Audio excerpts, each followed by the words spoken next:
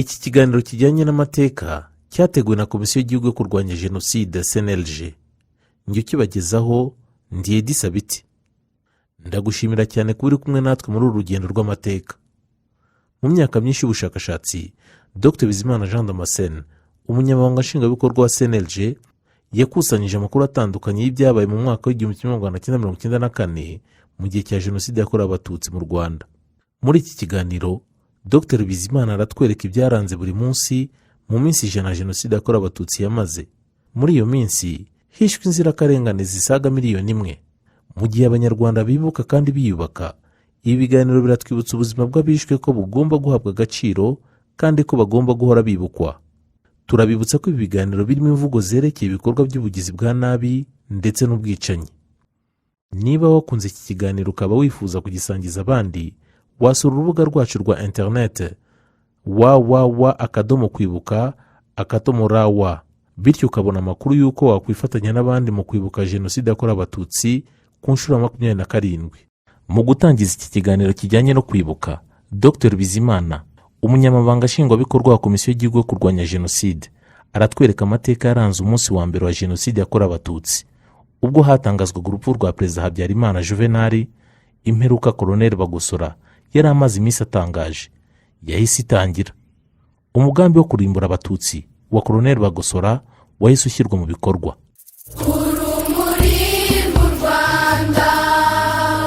Jenoside yakorewe Abatutsi yarateguwe, bikaba bigaragarira mu bikorwa by'ubwicanyi, amagambo y'urwango byayibanjirije, ariko by'umwihariko umugambi wa Jenoside yakorewe Abatutsi ugaragarira mu buryo ubwicanyi bwatangiriye rimwe mu turere tunyuranye tw'u Rwanda. Ubwicanyi buza bwibasira Abatutsi bose, abana, abakuze, abagore, abarwayi mu bitaro, mu nsengero na za kiliziya, ntihagira ahantu na hamwe bashobora guhungira. Abateguye Jenoside bamaze guhanura indege y'uwari Perezida Habyarumana, Colonel Bagosora n'abandi bahezanguni bakoresheje inama z'ubwicanyi, bategeka ko hose mu gihugu hajyaho za bariyeri. Muri iryo joro Abatutsi batangira kwicwa. Guhera tariki ya 7 Mata 1994, ahantu hatandukanye mu gihugu Abatutsi barishwe, kugera igihe abicanyi batsindiwe urugamba bagahunga babifashijwemo n'Abafaransa. Ni muri urwo rwego Komisiyo y'igihugu yo kurwanya Jenoside CNLG izajya isohora inyandiko buri munsi igaragaza uko Jenoside yakorewe Abatutsi yagiye ikorwa hirya no hino mu gihugu. Iyi nyandiko ikazatangira itariki ya 7 Mata 2020, yibutsa ibikorwa byagiye bikorwa kuva ku itariki ya 7 Mata 1994. Dutangiriye rero ku itariki ya 7 Mata 1994, hagaragaye ibikorwa bya Jenoside bikurikira. Icya mbere, abasirikare bo mu mutwe warindaga Perezida Habyarumana babaye ku isonga yo gutsemba Abatutsi muri Kigali.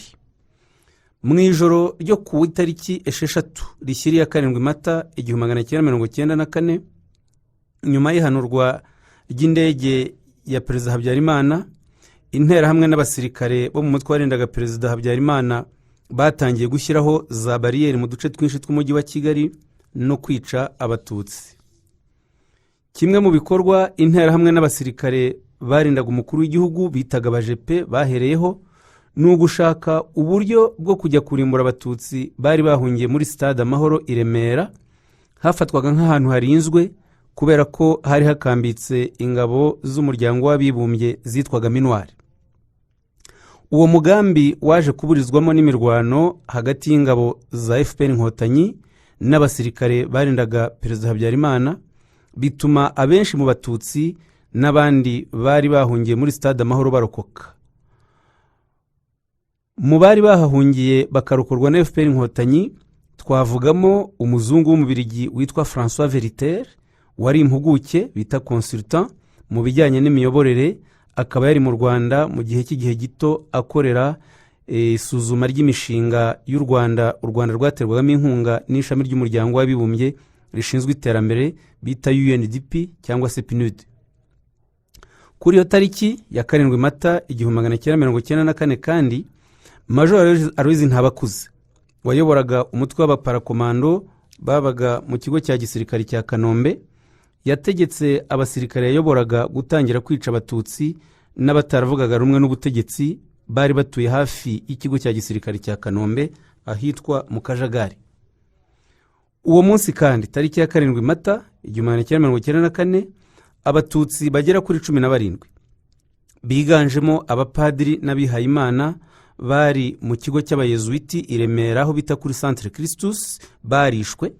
Mu bishwe harimo padiri w'umuyezuiti Chrysologue Mahame wari ufite imyaka 67 akaba ari wari umuyobozi w'icyo kigo, akaba yari no mu bashinze umuryango uharanira uburenganzira bwa muntu no kwimakaza amahoro witwaga Association de Volontaires de la Paix. Abo bose bishwe n'abasirikare ba leta barimo abarendaga umukuru w'igihugu ndetse n'abaparakomando bavuye i Kanombe boherejwe na Major Aloyizi Ntabakuze afatanyije n'interahamwe. Ikindi gikorwa cyaranze uwo munsi ni igikorwa cyo kwica abanyapolitike b'abahutu batari bashyigikiye umugambi wa Jenoside. Mu mugambi wo kwikiza abanyapolitike batavugaga rumwe na leta ya Habyarumana, MRND, CDR n'icyitwaga Hutu Power cyose batari bashyigikiye umugambi wa Jenoside, ku itariki ya 7 Mata 1994 ku ikubitiro hishwe Minisitiri w'Intebe Madamu Uwiringiyimana Agatha, anicanwa n'abasirikare 10 b'Ababiligi bari mu ngabo z'umuryango w'abibumbye za Minuar bari bashinzwe umutekano we. Bishwe babanje gukorerwa iyicarubozo n'abasirikare ba leta y'u Rwanda bari bayobowe na Major Bernard Ntuyahaga wahamijwe icyo cyaha n'urukiko rwo mu Bubiligi rumukatira igifungo cy'imyaka 20 y'igifungo mu mwaka wa 2007. Igihano ngo bakaba yarakirangije yoherezwa mu Rwanda akaba ariho ubu ngubu atuye. Abandi bishwe kuri uwo munsi ni perezida w'urukiko rwari rushinzwe kurinda itegeko nshinga Bwana Joseph Kavaruganda na ba Ministre Frederico Nzamurambaho wari na perezida w'ishyaka rya PSD akaba ari Minisitiri w'ubuhinzi n'ubworozi. Hishwe kandi Bwana Feliciane Ngango wari Vice Perezida w'ishyaka rya PSD ndetse n'umugore we Odeta ubona benshi. Hanicwa Bwana Faustin Rucogoza wari Minisitiri w'itangazamakuru wari mu ishyaka rya MDR. Hanicwa Randward Ndasingwa wo mu ishyaka rya PR. Abo bishwe ku ikubitiro n'abasirikare barendaga Perezida Habyarumana. Radio Muhabura ya FPR Inkotanyi niyo yabaye ya mbere mu kwamagana iyicwa ry'abatutsi n'iyicwa ry'abo banyapolitike b'abahutu batari bashyigikiye umugambi wa Jenoside. Umugaba mukuru w'ingabo za FPR Inkotanyi nyakubahwa General Paul Kagame yatangaje ko bafite inshingano zikomeye zo kurinda abaturage b'inzirakarengane bicwaga, anatanga amabwiriza ku ngabo za RPF Inkotanyi yo gutangiza igikorwa cyo guhagarika Jenoside. Icya gatatu nuko hashingiwe ku mugambi wa Jenoside wariho gutsemba abatutsi byakwiriye mu gihugu hose nyuma y'uko itangazo ry'urupfu rwa Perezida Habyarumana risomerwa kuri Radio Rwanda ndetse no kuri radio yitwaga RTRM. Guhera tariki ya 6 Mata ninjoro Radio Rwanda na Radio RTRM byacishagaho kenshi itangazo ryashyizweho mukono na Colonel Bagosora wari umuyobozi w'ibiro bya Minisitiri w'Ingabo, rikavuga ko yari risohoye mu izina rya Minisitiri w'Ingabo ryemezaga urupfu rw'umukuru w'igihugu Perezida Habyarumana, rinasaba abaturage kuguma mu rugo hagamijwe ariko gushyiraho uburyo bwo kwica abatutsi bose hatagize uhunga muri ako kanya mu bice bitandukanye by'umujyi wa Kigali, cyane cyane ku Kacyiru na Kimihurura. Interahamwe zahise zishinga za bariyeri zitangira kwica abatutsi. Ni nako kandi ubwicanyi bwakwiriye hirya no hino mu Rwanda, abatutsi baricwa. Ubwicanyi bwabaga buyobowe na ba burugumestre n'abandi bayobozi bo mu nzego z'ibanze. Aho ubwicanyi bwahise butangira ni muri komine Giciye yari muri perefegitura ya Gisenyi. Hiciwe abatutsi benshi barimo n'umugore wa Bwana Bazivamo Christophe wakoraga mu mushinga w'ubuhinzi n'ubworozi muri ako gace. Muri komine Bicumbi yari muri perefegitura ya Kigali ngari, uwari burugumestre Juvenal Rugambarara nawe yahise atangira gushyira mu bikorwa umugambi wo kwica abatutsi bo muri komine Bicumbi. nkaba nababwira ko Rugambara Juvenal yemereye urukiko mpuzamahanga mpanabyaha rwashyiriweho u Rwanda rwakoreraga Arusha ko ubwe yishe abatutsi bagera ku 100, akaba yaremeye icyaha ndetse kiramuhama aragihanirwa. Ku itariki ya 7 Mata 1994 kwica abatutsi kandi byakomereje n'i Nyamata mu Bugesera na Sake muri Perefegitura ya Kibungo. Byanabaye mu yahoze ari komine Runda muri Gitarama ubu mu karere ka Kamonyi. Abatutsi baho biciwe mu duce twa Biharabuge, kuri Nyabarongo ahitwa mu Ruramba, ku Isenga, ku Kiraro, kuri Ruriba, mu Gasharara, ku Idongo, kuri sitasiyo Runda, kuri bariyeri ya Bishenyi. Hari ndetse n'abajugunywe mu cyuzi cya Cyabariza. Irunda hakomoka abakoze Jenoside b'ibirangirire, ari nabo batangije Jenoside Irunda, barimo Kamana Claver wari rwiyemezamirimo w'umwubatsi bitaga entrepreneur, Uwimana Perage wari umwarimu, na Ndayambaje Sixbert wari burugumesitiri wa Runda. Kuri iyo tariki ya 7 Mata 1994 kandi mu yahoze ari komine Kayenzi muri Gitarama, abatutsi biciwe ahitwa kuri Kokobeka n'ahitwa Intwari kuri Nyabarongo. Muri komine Gisuma, Perefegitura ya Cyangugu, nabwo abajandarume batangiye kwica abatutsi, kimwe no muri Nyaruguru ahitwa mu Ruramba. Muri komine Muko muri Perefegitura ya Gikongoro ubu ni mu karere ka Nyamagabe, abicanyi bagera ku 100 bari bayobowe n'umukuru wa polisi ya komine afatanyije na burugumesitiri wa komine Muko Kayihora Robert, bishe abatutsi 6 bari bahungiye kuri paruwasi ya Mushubi, bari mu mukozi wari ushinzwe imari ya komine Michel Gacendere n'umuryango we.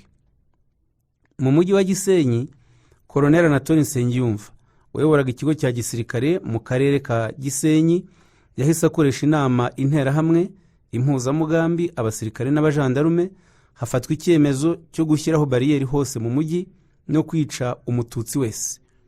Abishwe babasangaga mu ngo zabo, imodoka zitwara imirambo zikajya kubajugunya mu byobo byari byateguwe mu irimbi rya Gisenyi.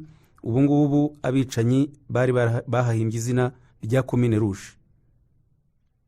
Kuri iyo tariki ya 7 Mata 1994 ubwicanyi kandi muri Gisenyi bwaratangiye ku Nyundo bukomeza no ku minsi yakurikiyeho. Abatutsi barenga 800 biganjemo abana n'abagore bari bahungiye kuri paruwasi Gatolika ya Nyundo barishwe harokoka mbarwa. Ubwo bwicanyi nabwo bwateguwe bunayoborwa na Colonel Anatole Nsengiyumva. Ku mugoroba we ku iyo tariki ya 7 Mata 1994 nanone abatutsi bagera kuri 50 biciwe mu seminari ntoya ya Nyundo, naho abagera ku 150 bicirwa kuri paruwasi Gatolika ya Busasamana, naho ni muri diocese ya Nyundo. Kuri iyo tariki ya 7 Mata 1994 kandi ahitwa Kabasheja mu murenge wa Rugerero ni muri Gisenyi, hiciwe abatutsi bari bakuwe n'interahamwe kuri komine Rubavu, naho abandi bicirwa muri Centre Saint Pierre mu nzu y'abakobwa ba Musenyeri mu cyahoze ari Rwandex ya Gisenyi, kuri kiliziya paruwasi Stella Maris no kuri komine Rouge. Ubwicanyi bwarakomeje muri za komine Mutura na Rwerere, Imudende no mu Bigogwe, bicwa n'abasirikare bo mu kigo cya gisirikare cya Bigogwe. Jenoside kandi yabaye mu Ruhengeri itangijwe n'inama yayobowe na Nzirorera Joseph. Kuri iyo tariki ya 7 Mata 1994 habaye inama yo gutangiza Jenoside ibera kwa Nzirorera Joseph wari umunyamabanga mukuru wa MRND ku rwego rw'igihugu. Iyo nama yitabirwa na Colonel Fremu Setako, Harerimana Emmanuel wari burugumesitiri wa komine Mukingo, Colonel Augustin Bizimungu, Kazimiri Bizimungu wari ministre w'ubuzima, Jean Baptiste Nyabusore, Esdras Baheza, Jonathan Bambonye, Jean Damascene Niyoyita, Dominique Gatsimbanyi wari burugumesitiri wa komine Nkuri, Asiel Ndisetse na Lazare Ndangiza. Interahamwe zagumye hanze zitegereje ikiva muri iyo nama. Iyo nama yafashe icyemezo ko abatutsi bicwa bitarenze mu gitondo cyaho. Hemejwe kandi ko hatangwa imbunda, hanashyirwaho za bariyeri ahantu hatandukanye. Colonel Bizimungu yashinzwe gushyira mu bikorwa icyo cyemezo. Nyuma y'inama Bizimungu yatanze imbunda aziha abari bakonseye, nabo bazishyikiriza abaturage, abakuru b'interahamwe barimo burugumesitiri Kajerijeri na Baheza Esdras. Abatutsi bahungiye mu ishuri rikuru ry'ubuhinzi n'ubworozi ryitwaga Izaye Busogo barishwe bose. Abapolisi n'interahamwe bajya kwica abatutsi bagera kuri 43 bari banahungiye kuri paruwasi ya Busogo, bajyayo bamaze kwica abari ku ishuri rya Izaye Busogo.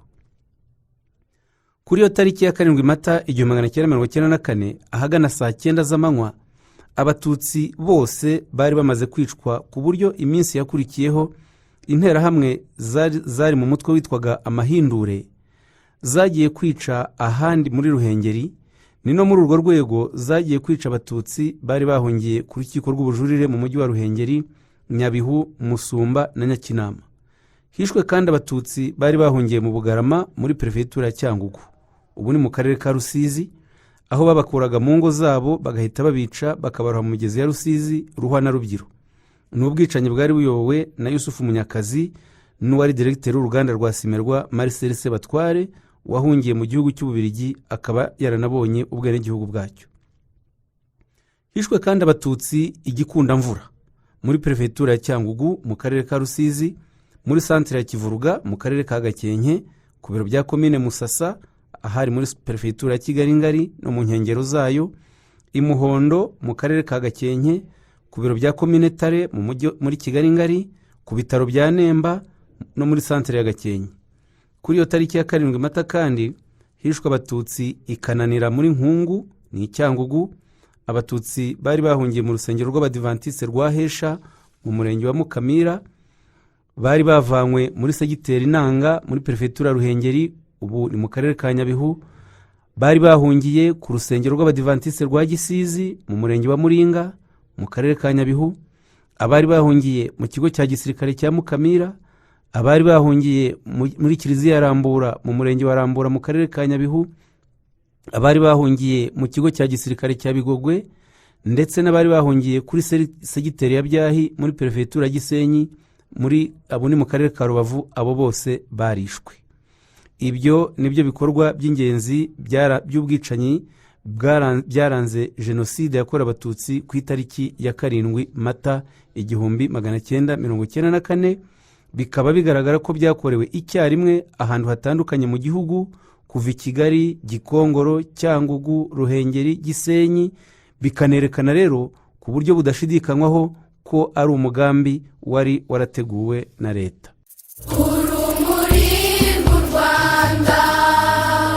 Wakoze kuba wakurikiye ikiganiro. Tubwire icyo ugitekerezaho, unagisangiza abandi.